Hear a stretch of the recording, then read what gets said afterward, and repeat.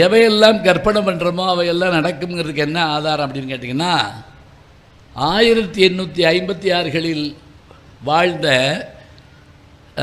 French நாட்டினுடைய அறிஞர் அவர் தன்னுடைய கற்பனையாக எழுதிய கதைகளில் முக்கியமானது எதுன்னு பார்த்தீங்கன்னா around the world in 80 days, என் திசையும் சுற்றி வர 80 நாள்.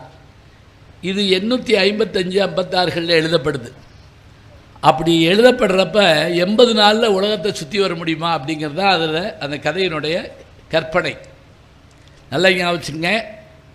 இந்த காலத்தில் தான் ரயில் கண்டுபிடிக்கப்படுது. அதுக்கு என்ன ஆதாரம்னு கேட்டிங்கன்னா, உவேசா அவர்களுடைய என் சரித்திரம், உவே சாமிநாதையர்களுடைய என் சரித்திரத்தில் ஒரு அருமையான செய்தி இருக்கும்.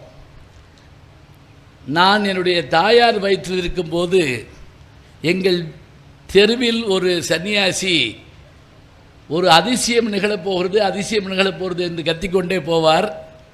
அந்த ஆண்டு நான் பிறந்தேன். என் தாயார் சொன்னார், அந்த சன்னியாசி சொன்ன அதிசயம் நீதான் என்று. இப்படி முடிச்சுட்டா வெறும் எழுத்தாளர்.